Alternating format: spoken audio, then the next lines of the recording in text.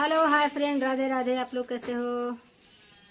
और आप लोग के बीच में एक भक्ति गीत लेकर आए हैं, देवी गीत है। आप लोग मेरे वीडियो को फुल वॉच करना और गीत का आनंद लेना। ओके। गीत है फिल्मी तर्ज पर। आप लोग ज़रूर एक बार सुनना और बताना गीत कैसा लगा, ताकि हमारा भी थोड़ा मन लगे कि हाँ लोगों को मेरा गीत पसंद आ रहा है। तो चलिए फिर ले चलते हैं गीत पर। कि मैया जी देखा आई गईली टूटी फूटी मड़हिया में, हाँ टूटी फूटी मड़हिया में।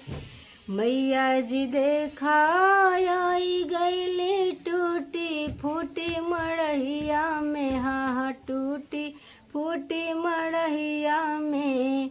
रोज सवेरे पूजा करब हम 4 बजे भोरहरिया में।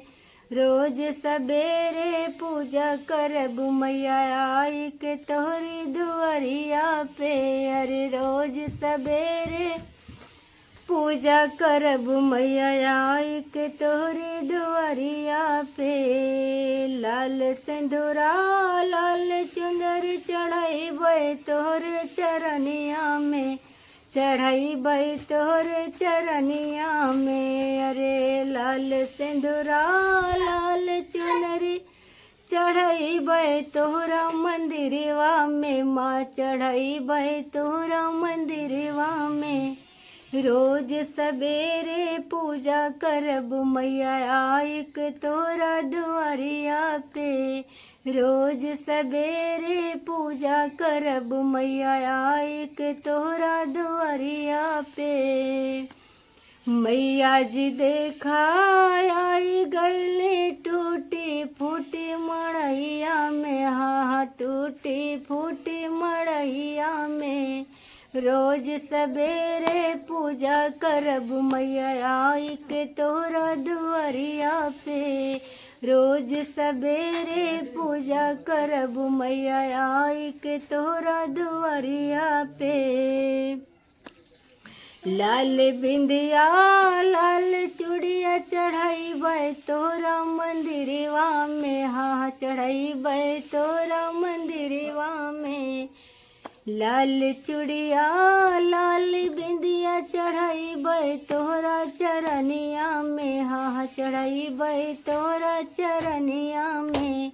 रोज सवेरे पूजा करब मैया आई के तोरा दुआरिया पे। रोज सवेरे पूजा करब मैया आई के तोरा दुआरिया पे। अरे मैया जी देखा आई गईले टूटी फूटी मड़हिया में, हाँ टूटी फूटी मड़हिया में। रोज सवेरे पूजा करब मैया आई के तोरा दुआरिया पे। अरे रोज सवेरे पूजा करब मैया आई के तोरा दुआरिया पे। लाल मेहंदी लाल में हावर चढ़ाई माँ के चरनिया में, हाँ चढ़ाई माँ के चरनिया में। लाल मेहंदी लाल में हावर चढ़ाई माँ के चरनिया में, हाँ चढ़ाई माँ के चरनिया में। रोज सवेरे पूजा करब मैया आई के तोहरा दुआरिया पे। रोज सवेरे पूजा करब मैया आई के तोहरा दुआरिया पे। मैया जी देखा आई गईली टूटी फूटी मड़हिया में, हाँ टूटी फूटी मड़हिया में।